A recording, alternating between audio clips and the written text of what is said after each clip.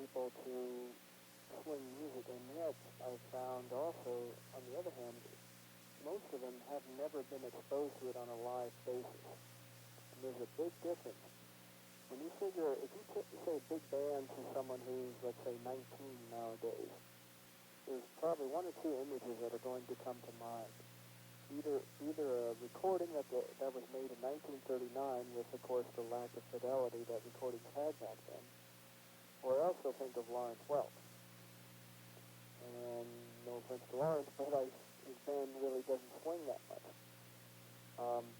When they're faced with a live band that really kicks, really swings, the excitement that's coming off the stage, it's like osmosis, it just gets into them.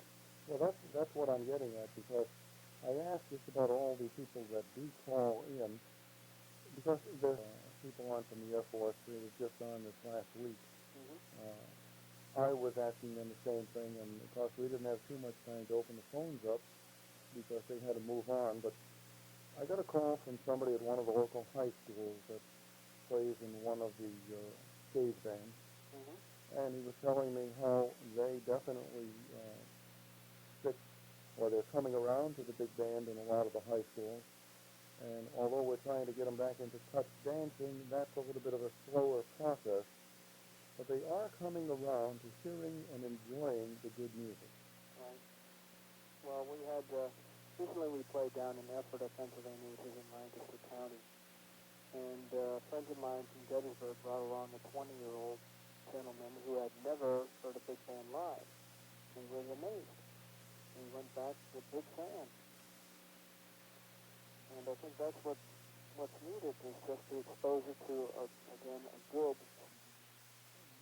On the scene today, of course, I'm a focal point here. I'm getting all of these albums. Now, are you hoping to do anything in particular with your album, or are you doing like so many others, trying to express yourself and get some good talent out to the public?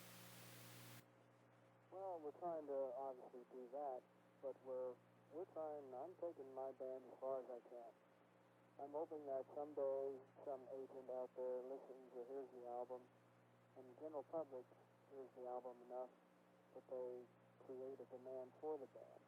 Because I'm going to take it, like I said, as far as I can. Every year we increase our radius of operation, and hopefully someday we'll be hopping on the bus and going on the road like the bands of yore used to do. Now, how long have you been in existence as a big band? We're just about 2 weeks we're going to celebrate our 5th year. Oh, that's nice. Okay. Happy anniversary. No, thank you. Bob, what I'd like to do is ask you something about the music that's on the album. You did some arranging or composing in it? Yeah, I think a lot of them are my arrangements. There's a couple of Sandy Mexico arrangements which have not been recorded, to the best of my knowledge. And there's an arrangement by Monty the Carnival by a gentleman who's down in the Navy School of Music down in Norfolk, Virginia. And also an arrangement by a friend of mine from Allentown, Mark Ravenoak, who did an arrangement in Moonlight in Vermont. And one of the tunes is a new ballad that I wrote called Who Are You? And of course we're hoping that we get some... Okay, I get a little frog out of my throat every now and then. Like I'm sure you get when you're playing. Yes, sometimes a lump.